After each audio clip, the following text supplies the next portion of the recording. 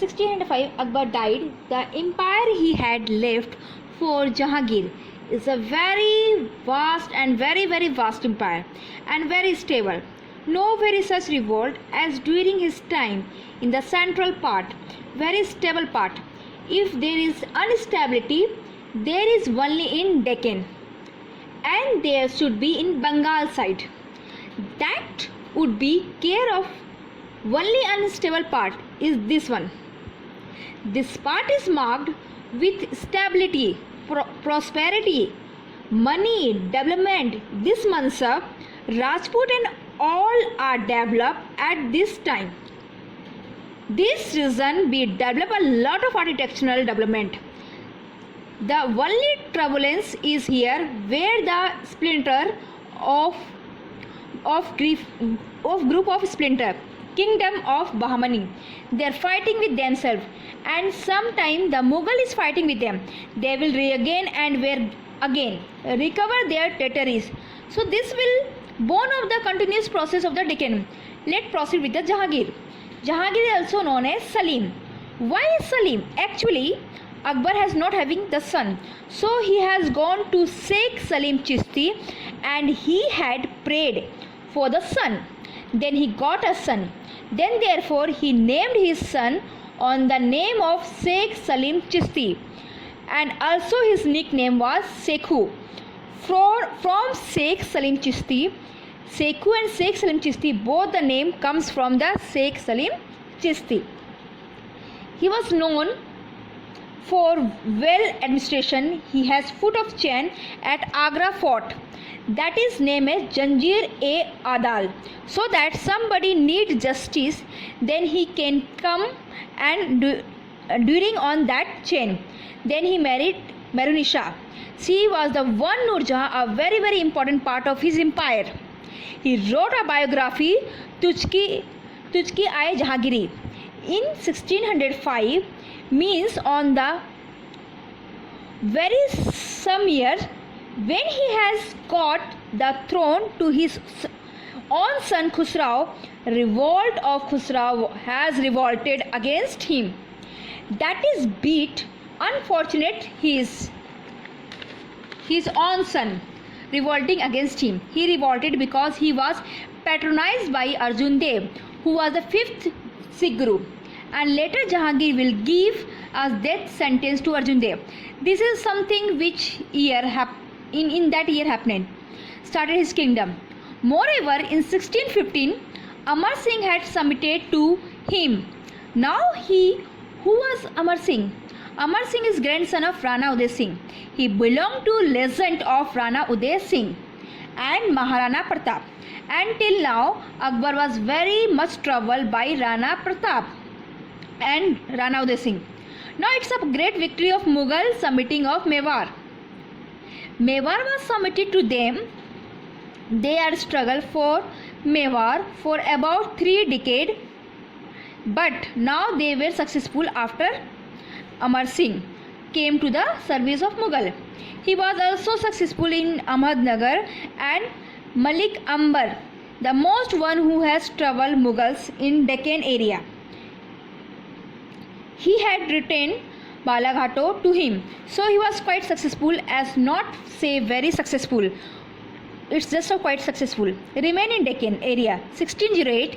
Let's talk about this era. In 1600, already East India Company has been formed and they have already arrived in India. In 1608, Captain William Hawkins, we are already seen in modern history course. He comes to Jahangir court and he get Mansab of 400. In 1660, again Sir Thomas Roy, the Ahmednagar of King James I, and he gave the permission of establishing the trading port of Surat. Let's talk about Nur Jahan. This was happening in 1620. Now talk about Nur Jahan, how she come life to Jahangir. Nur Jahan is the daughter of Itmauddullah. Itmauddullah is a Diwan of Jahangir, finance minister of Jahangir, and he is very trusted fellow. Now Nur Jahan or Meherunnisa is married to the Sher Afghan of Bengal, a Persian noble, and he died and Noor Jahan became widow. So by luck or by chance, Jahangir met and seen it Meena Bazar, and then they got married. Now, Noor Jahan is beloved wife of Jahangir, and she had a great influence over the affair of the state, over the court, over the Jahangir. Even there is a coin in her name. One side is written Noor Jahan and other side is written Jahangir. And due to this, especially when Jahangir is ill, and that time the control of Noor Jahan is excessive, and she gained a title of Badshah Begum because of her control. So try to understand these things. Before that, her brother Asaf Khan appointed a Khane-Saman, and we already known as Khane-Saman is very important person. He is one who take care of the household, palaces, etc. So he is very important person. And what Asaf Khan did, Asaf Khan married his daughter to Shah Jahan. Now try to understand the situation. Noor Jahan is the Badshah Begum queen. His father is finance minister. Her brother Asaf Khan is a Khane-Saman, and Asaf Khan's son-in-law Shah Jahan is the prince. So these four people together are now the power center of the empire. Together they constitute Noor Jahan Janta, and they are deciding everything. So they are very big, powerful. Every promotions, every important decision goes through them only. So they are the power center. It is one perspective. Some insurance say that they do not matter as much. Jahangir took his reason as per. But what happened? There was a breach of trust between Shah Jahan and Noor Jahan, and Shah Jahan revolted, and he revolted 1622. What happened? There was a Kandahar. Here was a Persian attack over Kandahar, and Jahangir asked Shah Jahan to go and take care of his Kandahar attack.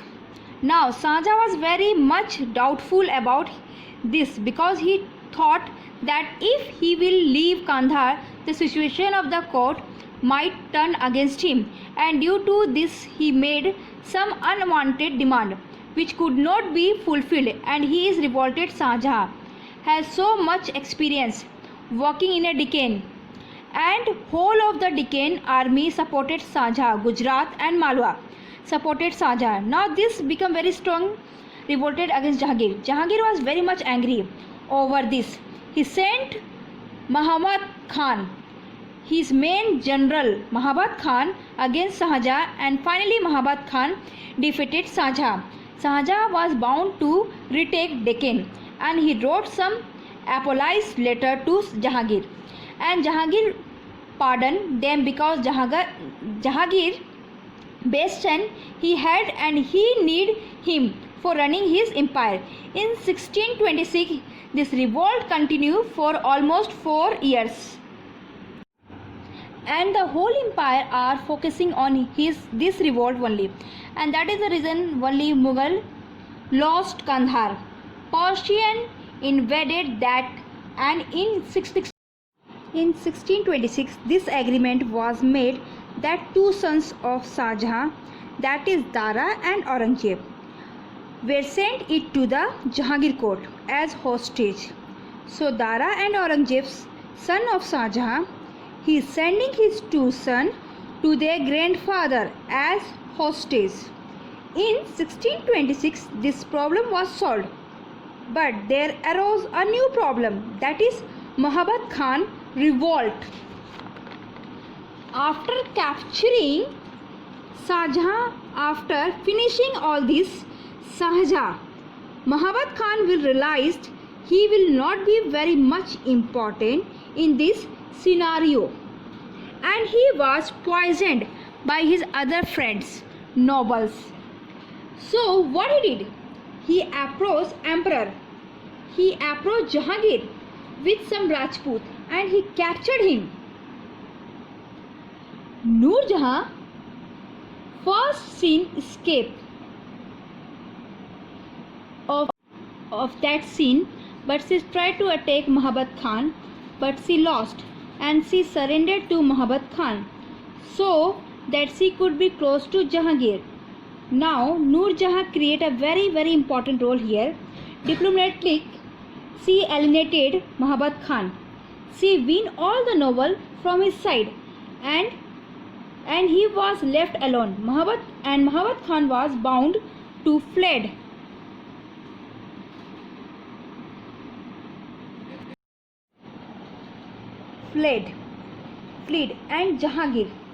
And Jahangir was covered, but this is very important victory of Noor Jahan. But very soon, just after 1 year, Jahangir died in 1627 while there is in Lahore. This victory was very shortest. She was sent as a pension out and revolt from the empire. Jahangir was very fond of flora and fauna of the country. Shalimar Bagh in Srinagar was built by Jahangir for Noor Jahan in 1619. Jahangir also good constructed Akbar tomb, Itmadullah, a tomb, and famous Jahangir fort. In addition, the art of miniature was very advanced. During the reign of Jahangir, he had his gifted miniature to paint many episodes of life during his reign. Jahangir commissioned many portraits of himself. The style of painting was not static. The artist represent of complex learned skin as well as intimated scene. There was also lot of work on flora and fauna. Jahangir was totally influenced by European art and architecture. Jahangir also carefully preserved painting of Father Akbar period. Also, the British Museum in London has a collection of 74 paintings that were commissioned